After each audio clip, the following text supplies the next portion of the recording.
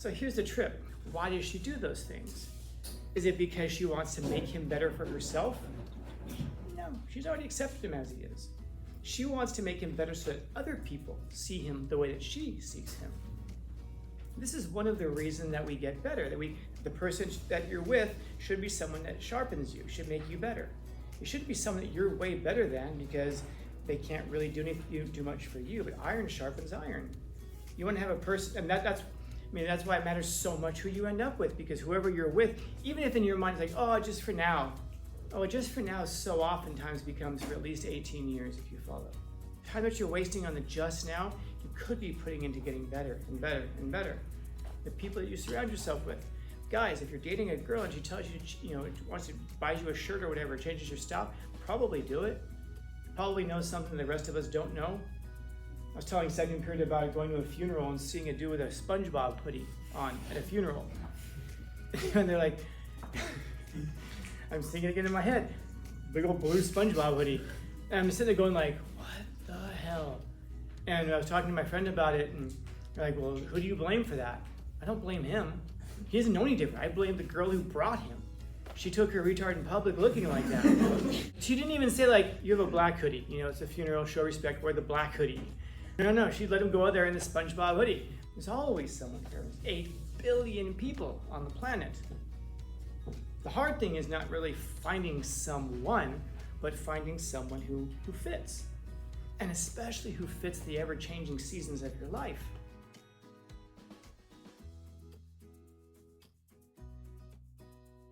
So I guess what would be an example of an imperfection? Besides a crooked smile, you could use both. Someone to use 2 of those. So a crooked smile, and what else? Big nose. A big nose. Big eyebrows. Yeah, a single eyebrow, big nose, and crooked teeth. Yeah, you're out of luck. Questions, comments, concerns?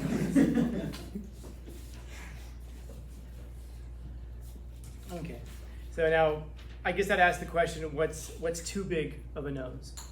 How crooked do your teeth have to be before they're too crooked? How big does that caterpillar crawling across your face have to be before it's a unibrow?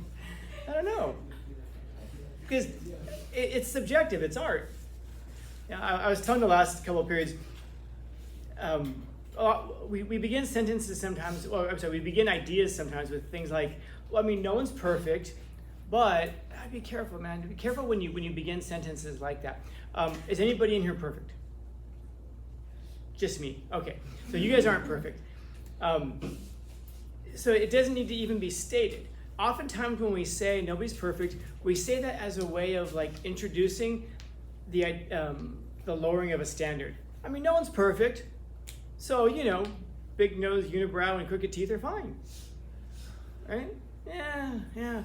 Well, yeah, because no one's perfect. We all understand that no one's perfect. It's like if your mom's birthday is coming up and you're going to post her on Instagram because she's your queen, you don't need to begin the description with, even though we have our ups and downs, or even though we drive each other crazy. That just sounds like you really hate each other and you're being nice on this one day if there's one thing, It's understood. Does anybody not have ups and downs with family? Does anybody not have ups and downs with friends? But when the ups and downs are the thing that define your relationship. Like, any of you guys know boo-boo and doo-doo? You know boo-boo and doo-doo? What? Boo-boo and doo-doo are a cultural phenomenon. You can go on Instagram and find boo-boo and doo-doo. Boo-boo and doo-doo are these little, I think they're bears.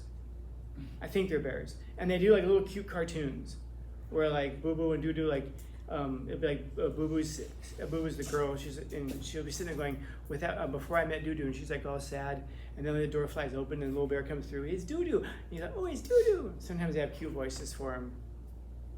It sounds really gay, doesn't it? Wow, as soon as you say it out loud, you're like, what the hell am I watching? So, anyway, take my word for it. Boo-boo and doo-doo are cute. But there are some that are really dark, where it's like boo-boo's abusing doo-doo. It's like, why would you have to take something sweet and make it ugly like that? But my point is just that, everybody has their ups and downs, but when your ups and downs define your relationship, that's, I guess, the one time that the word does apply, toxic. when your ups and downs define your relationship, it probably is an ugly, toxic relationship. And you're probably sticking around for those few crumbs of the good times. Just like when we begin a sentence by saying, well, no one's perfect. We already know that. But it sounds like you're about to lower a standard way down. Now, I wonder if you accept that about yourself. You look at yourself and go, well, no one's perfect. Or do you strive for perfection? Are you ever going to get there? Of course not. But striving for something greater, especially in a context like that. So I guess what I would say is, with regards to all the things that we were saying a bit ago, are all of those things going to be disqualifiers? Unibrow, crooked teeth? No. Last period, one of my students was telling me about his uncle. It's a great story. In short, his uncle is just big and smelly. He described him that way. I'm like, smelly? He goes, he stinks. I go, like odor-wise? He goes, yeah, he has a bad odor. And he ended up meeting somebody. Maybe it's a strange way to ask it, but can you guess how they met?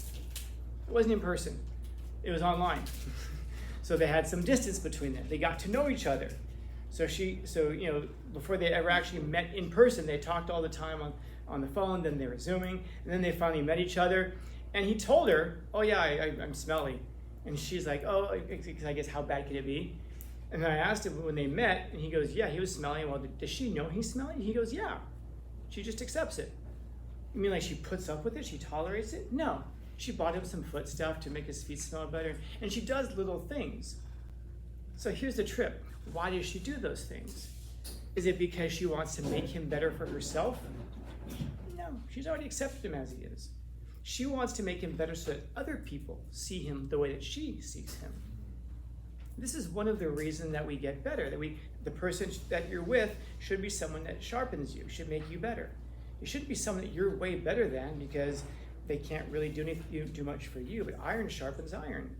You want to have a person, and that's why it matters so much who you end up with, because whoever you're with, even if in your mind it's like, oh, just for now. Oh, just for now so oftentimes becomes for at least 18 years if you follow. But the time that you're wasting on the just now, you could be putting into getting better and better and better. The people that you surround yourself with. Guys, if you're dating a girl and she tells you, wants to buy you a shirt or whatever, changes your style, probably do it. Probably knows something the rest of us don't know. I was telling second period about going to a funeral and seeing a dude with a SpongeBob hoodie on at a funeral. And they're like, I'm thinking again in my head, big old blue SpongeBob hoodie. And I'm sitting there going like, what the hell? And I was talking to my friend about it, and they're like, well, who do you blame for that? I don't blame him. He doesn't know any different. I blame the girl who brought him. She took her retard in public looking like that. She didn't even say like, you have a black hoodie. It's a funeral, show respect, wear the black hoodie. No, she let him go out there in the SpongeBob hoodie. And then when you looked at her, you go, oh, got it. But there's something nice about that too. Because the kind of a person who'd be totally okay with you wearing a SpongeBob hoodie wasn't in much better shape themselves. The person who has really smelly feet but met somebody online reminds you of something. Both of these two cases. There's someone for everyone. There's always someone for everyone. 8 billion people on the planet. The hard thing is not really finding someone, but finding someone who fits. And especially who fits the ever-changing seasons of your life. I came with the last, I was putting this out. What are these? Not a trick question. Yeah, exactly. Just be seeing if you're actually still listening. Glasses, for those of you still listening. I got these glasses when I was a first-year teacher. So these things are like 15, 16 years old. I didn't wear them very much. I only found out that I needed glasses because when you get hired, you have to go do like medical exams. And I had to do an eye exam. Found out that my left eye is blurry versus my right eye, which sucks because I'm a right-handed hitter. After that, I went and got glasses and said, I'm going to wear them because then it's going to be helpful, for my eyes. I put them on at the time, and I was just like, holy crap, I can see so well. And then I hate the way they look, though. But I put them on now, everything's all jacked up. It's all blurry and all that, So my point is just that these worked for a time. At one point in my life, these were the right fit for me. Today, they're not the right fit for me. And sometimes people are like this as well. They're a good fit for you at one point in your life, they're a terrible fit for you at another point in your life. The hard part isn't finding a person who fits into your life right now. It's being able to look at a person and see how they could fit into your life 5 years, 10 years, 20, 50, 80 years down the road. That's a long time. How can you possibly know? That's the hard part. A lot of times it's just about figuring out, maybe you can't know if that person's going to fit into your life in 5, 10, 15, 20 years. But what you can do is start to think about yourself. Where do I want to be in 5 years, 10 years, 20 years? Even if it's just conceptual, even if it's not so super clear in your head, and asking yourself, is this a person who's going to fit into my life at that point? Are you ambitious? Do you have a drive? Do you have a work ethic? If the person that you're with is someone who sharpens that and makes that better, and you somehow sharpen and make them better, doesn't mean you have to make them more ambitious, but you make, but your presence in their life could be a thing that kind of builds them up, and then they build you up, and you build each other up, so that 5, 10, 15 years down the road, somehow that still fits. I was using an example of like a song. Think about your 2 favorite songs. Now, if you think about your number 1 and your number 2, if you tried singing the melody of your favorite song over the chord structure of your second favorite song, would it still fit? Or vice versa? Probably not. Yeah. Does that mean that there's something wrong with the chords? No. Is there something wrong with the melody? No. Sometimes the melody just doesn't fit the chords. It doesn't mean there's anything wrong with either one. It just doesn't fit anymore. Or it just doesn't fit, or maybe it just never did as much as you wanted to. You could have 2 great songs that just don't come together. And the same is true about people. You can have 2 people who are both terrible and they come together. You can have 2 great people who do come together, but you can also have great people who don't come together, and even terrible people who don't fit together either. It's about finding that fit.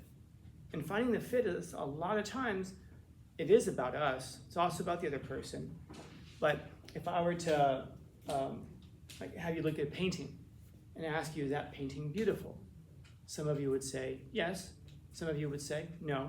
And some of you would just look at it and go, I don't even know what I'm looking at.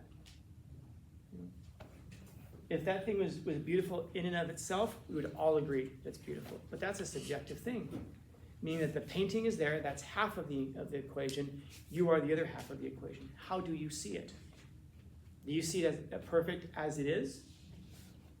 Or do you see it, hopefully, I love you for the person that you could become, and I love you for the person that you one day hope to be?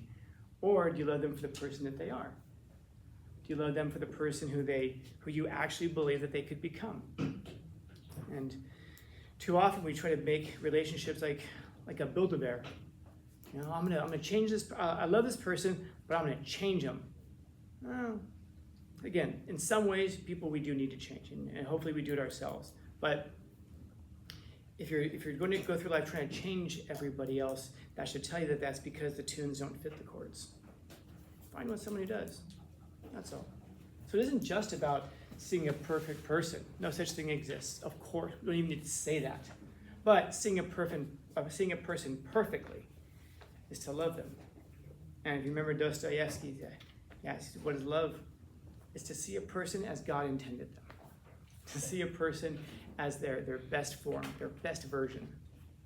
And not take it upon yourself to build them up that way, because some people will resist you all the way. But to be a good motivating force in someone's life and have them be the same in yours, it's got to be reciprocal. It can't be one directional. Some of you know exactly what I'm talking about. Questions, comments, concerns, complaints, criticisms, critiques? Happy Tuesday.